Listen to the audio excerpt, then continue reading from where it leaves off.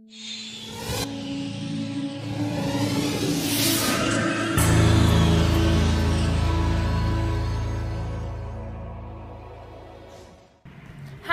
good day.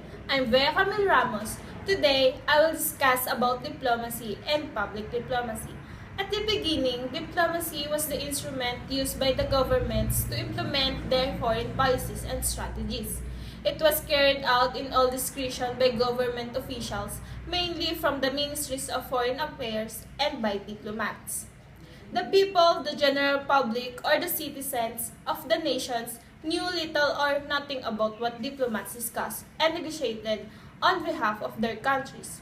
And this is still today the traditional understanding of diplomacy in many parts of the world. According to Harold Nicholson, diplomacy is the management of international relations by means of negotiation. It is the method by which these relations are adjusted and managed by the ambassadors and envoy the business or art of the diplomats.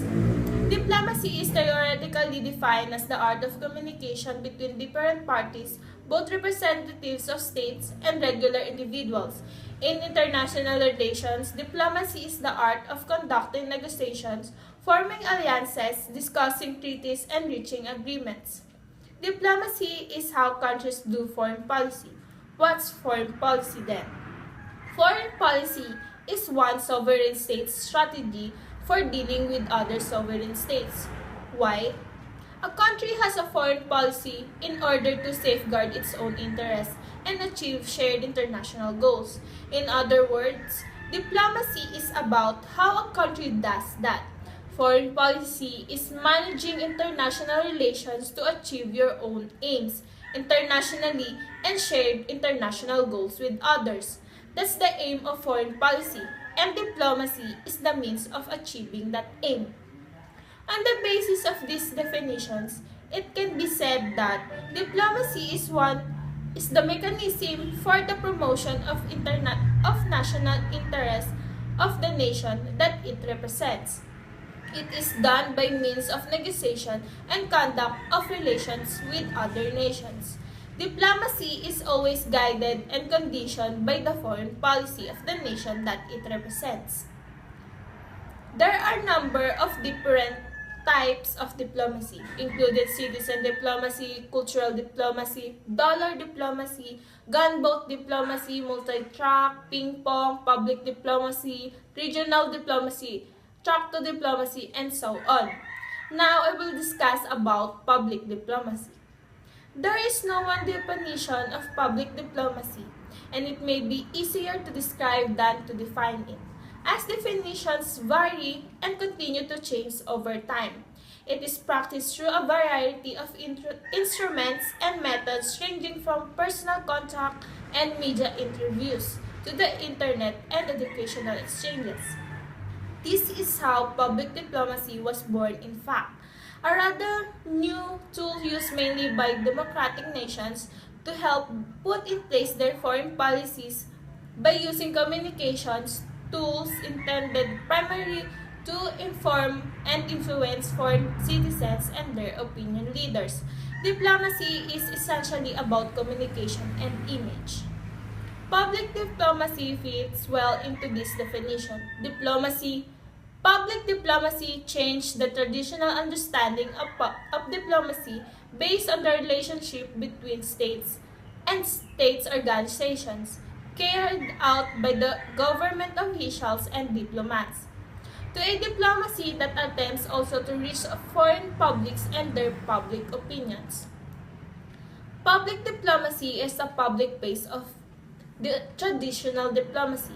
In principle, the public diplomacy remains a diplomatic means of implementing the foreign politics with which the state is in accordance with its goals trying to affect or influence the international environment, and is therefore, by definition, directed primarily towards the foreign publics.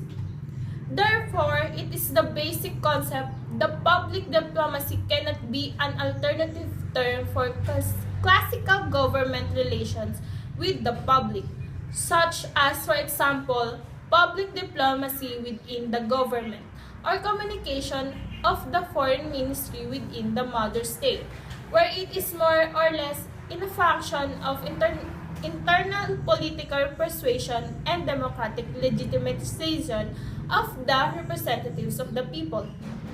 In USA, for example, the Smith-Mundt Act from 1948, which prohibits the activities of public diplomacy on domestic soil, it is still in force.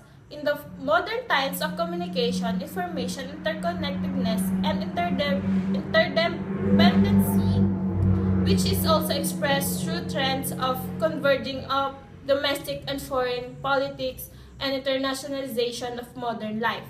Such strict distinction between the communication activities for domestic and foreign publics is factually almost not anymore possible.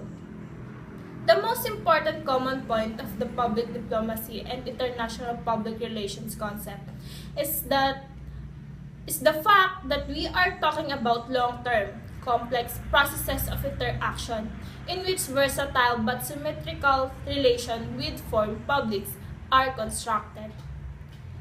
Here are some of the examples of public diplomacy. The return of the U.S. Advisory Commission on Public Diplomacy.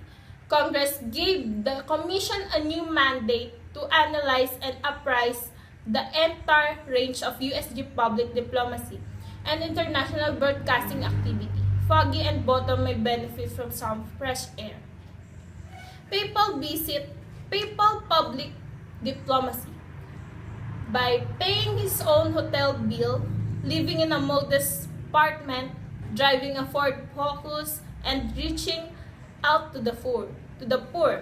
As well as firing a few people, Pope Francis did more in 2013 to improve the Catholic Church image than anything Vatican diplomacy has offered for decades. To summarize, public policy can be simply defined as a form of convincing communication with foreign publics in the context of fulfilling the goals of the foreign politics. Basically, we are talking about convincing communication with which government are trying through information and persuasion to influence the opinions and positions of the public abroad, or rather in foreign countries, in order to create a proper pressure on the policymakers, and with this, influencing the decision and activities of the governments in accordance with their goals and interests. That's all. Thank you for listening.